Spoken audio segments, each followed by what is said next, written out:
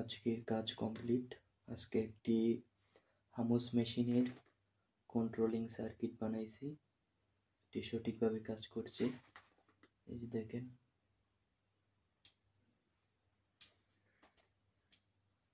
ডোর close,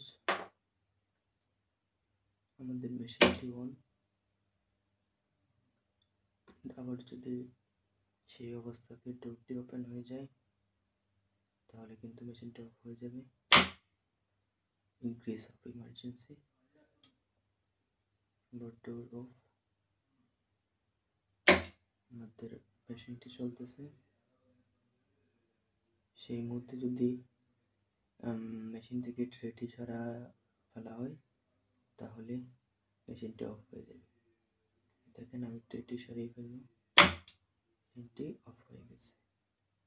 তো এটি এভাবে কাজ করছে।